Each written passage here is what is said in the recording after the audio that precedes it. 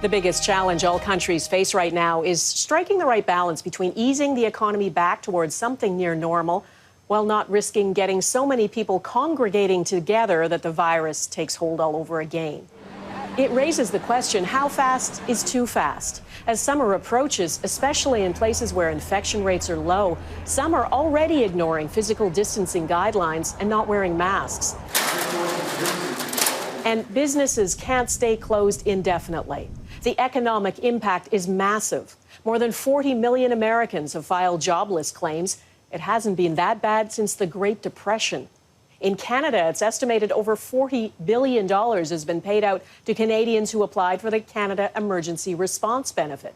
And the virus has not vanished. We still don't have any weapon against it. If we reopen too fast, there's a risk. It's a matter of life and death, and prosperity or poverty.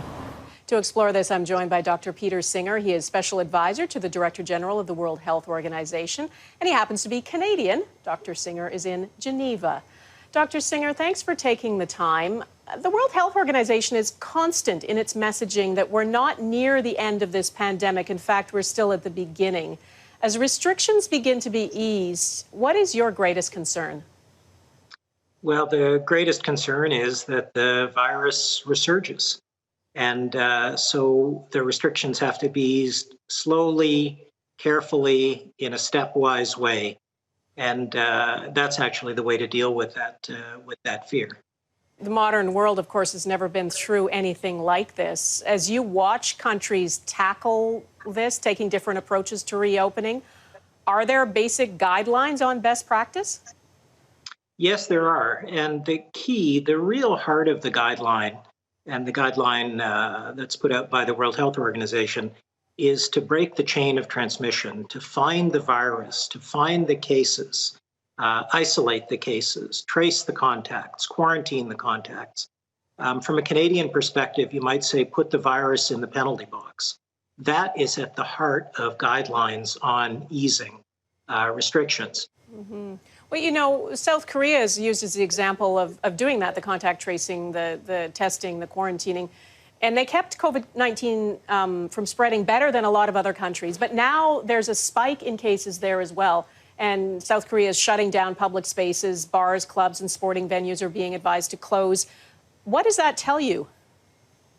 Tells me that there's no perfect formula. No country has the perfect formula. Even the best countries, the best practices here run into setbacks and then need to recalibrate that. And we see that not just in South Korea, but actually in every country that's doing well. And that says that the trick here is to go slow and steady. Slow and steady wins the race. And also it's very important for countries to learn from each other because they all follow a slightly different path. And it will be important, I think, for not just Canada as a whole, but different parts of Canada to learn from different countries and parts of other countries, because it's a very variable situation, and that cross-learning is really critical. Let me ask you about the antibody tests. You know, there was a lot of hope that they would be used to show who can safely go back to work. Now there's evidence, of course, that they're not that reliable. What's the latest advice from the WHO on antibody tests? There's many of those on the market.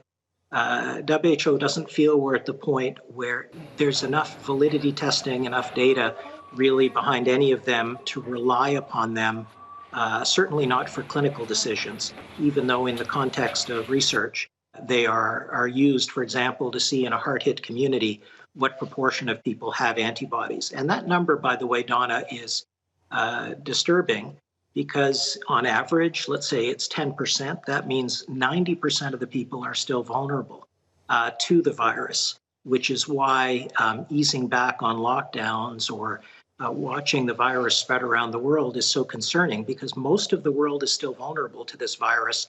And that's why there's really no cause for complacency.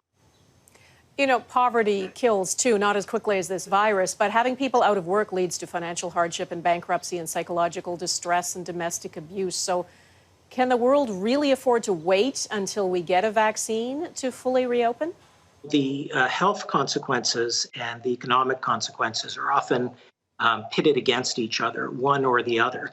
That's not really maybe the best way to characterize it, because the economic consequences flow from the health consequences.